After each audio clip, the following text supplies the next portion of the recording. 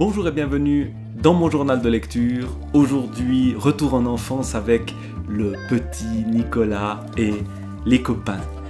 Le petit Nicolas, c'est tout un monde disparu. Nous sommes dans une école des années 60, une école de garçons. Nicolas a des copains et peu de copines. Il y en a une qui s'appelle Marie-Edwige, et le monde des filles est un monde tout à fait étrange pour le petit Nicolas.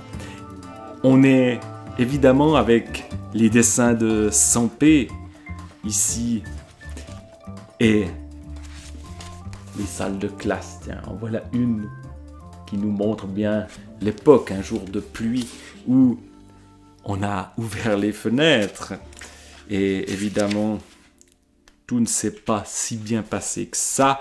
Voilà, la pluie dessinée aussi avec ce style si reconnaissable de Sampé. Et puis, les mots de Goscinny, qui racontent avec la naïveté de l'enfant, mais ce côté quand même malin de celui qui n'est plus un enfant.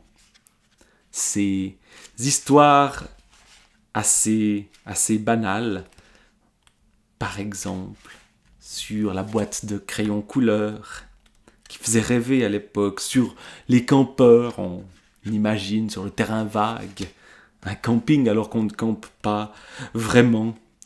On a parlé dans la radio, alors les enfants ont été interviewés par des gens de la radio, mais bon, ils ont un peu dit n'importe quoi, et puis la philatélie du temps où on savait encore ce qu'étaient des timbres, les enfants d'aujourd'hui, la philatélie, c'est plus tout à fait d'actualité, ou Mexan, le magicien, mais là aussi, sa séance de magie se passe pas très bien.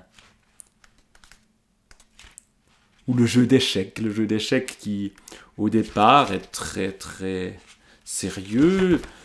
Un de ses amis, un de ses copains, Alceste, invite le petit Nicolas, le papa de cet ami, de ce copain, veut leur apprendre à jouer aux échecs.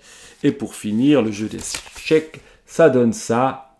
Et évidemment, ça ne plaît pas aux parents de ce copain, alors même que évidemment, il s'amuse beaucoup plus dans la deuxième image que dans la première.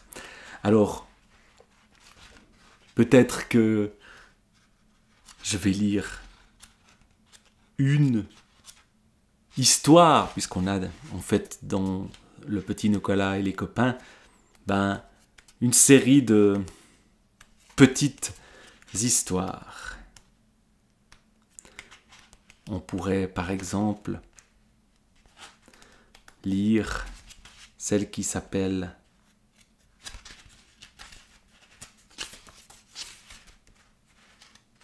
Les crayons couleur.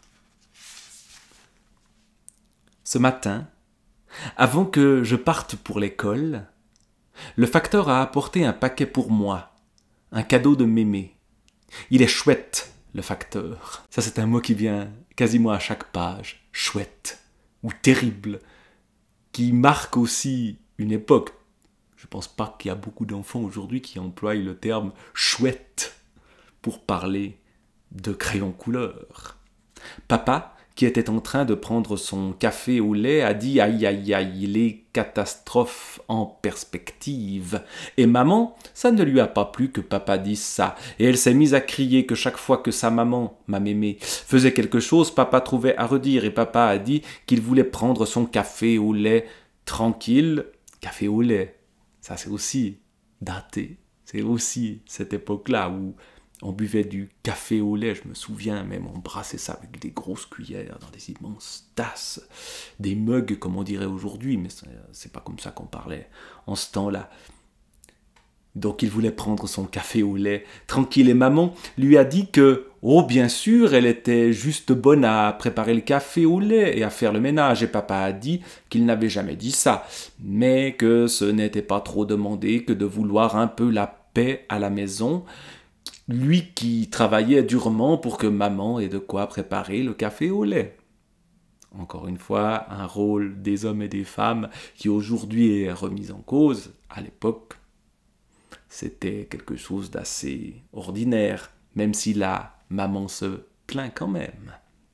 Et pendant que papa et maman parlaient, moi j'ai ouvert le paquet et c'était terrible. Voilà, après chouette, on a terrible. Terrible dans un sens positif. C'était une boîte de crayons de couleur. J'étais tellement content que je me suis mis à courir, à sauter et à danser dans la salle à manger avec ma boîte, et tous les crayons sont tombés. Forcément, c'est ça le danger avec les boîtes de crayons couleur. Ça commence bien, a dit papa. Je ne comprends pas ton attitude, a dit maman. Et puis d'abord, je ne vois pas quelles sont les catastrophes que peuvent provoquer ces crayons de couleur. Non, vraiment, je ne vois pas. Tu verras, a dit papa. Et il est parti à son bureau. Maman m'a dit de ramasser mes crayons de couleur parce que j'allais être en retard pour l'école.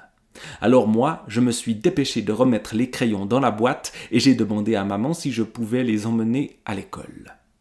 Maman m'a dit que oui, et elle m'a dit de faire attention et de ne pas avoir d'histoire avec mes crayons de couleur.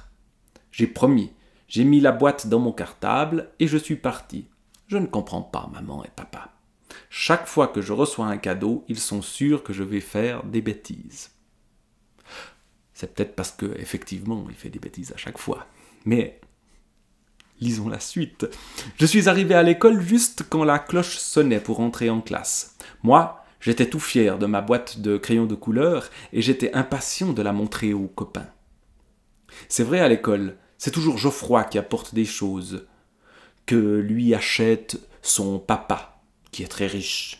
Et là, j'étais bien content de lui montrer à Geoffroy qu'il n'y avait pas que lui qui avait des chouettes cadeaux, encore le mot chouette. C'est vrai, quoi, à la fin, sans blague.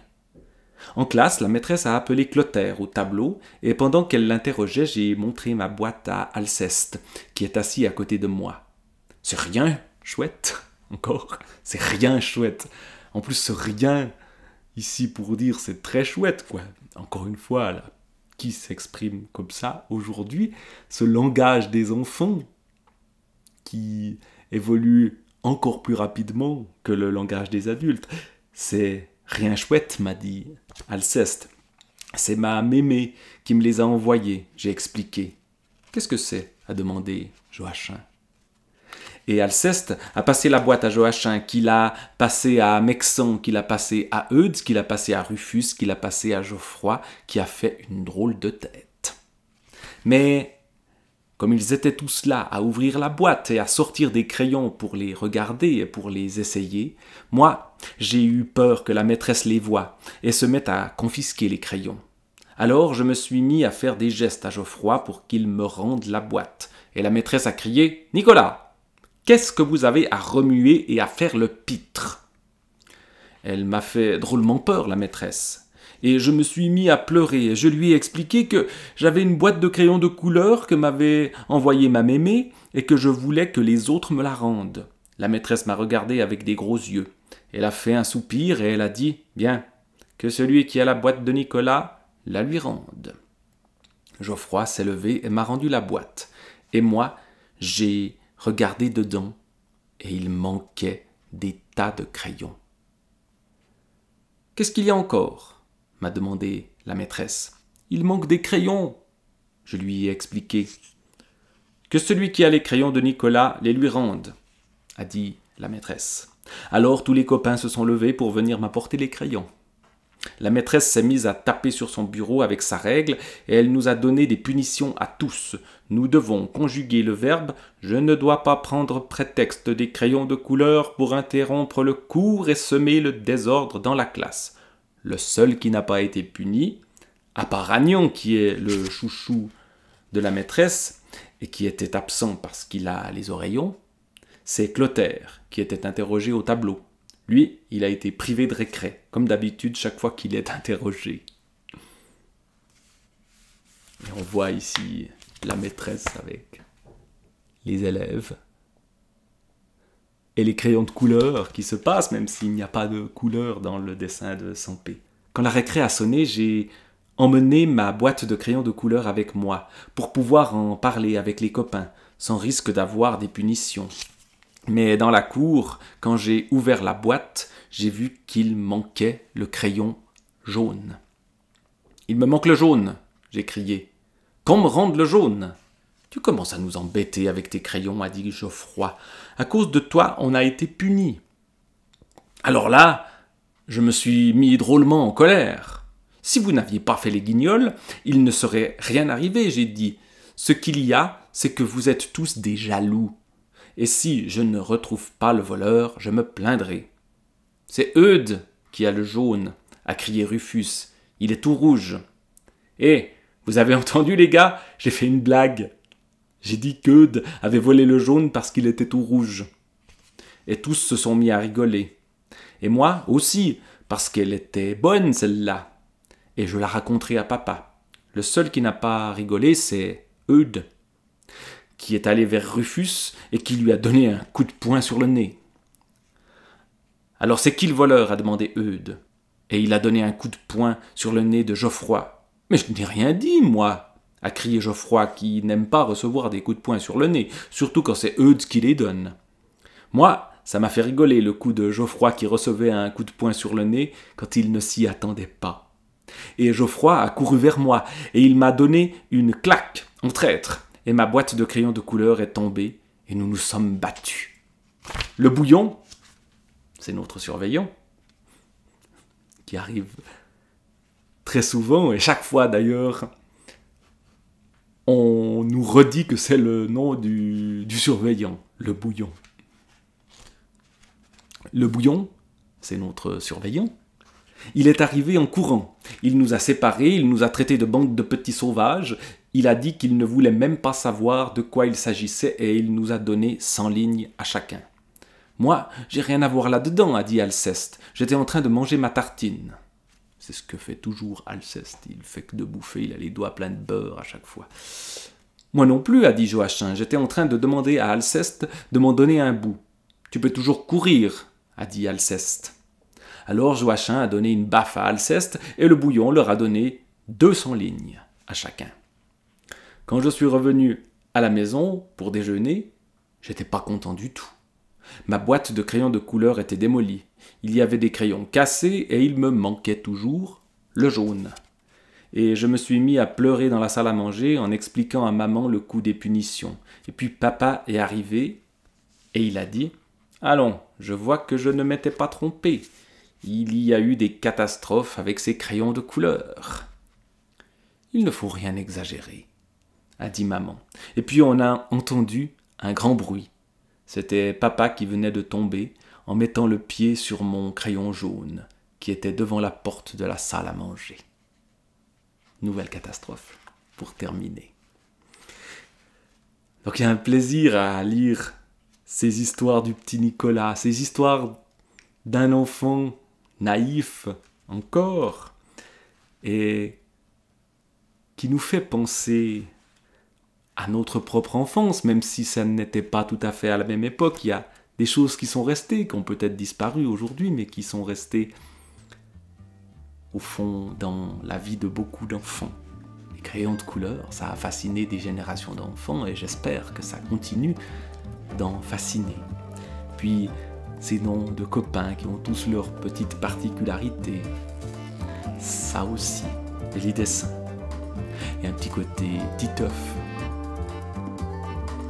mais à une autre époque, dans ce petit Nicolas et les copains de Sampé et Goscinny.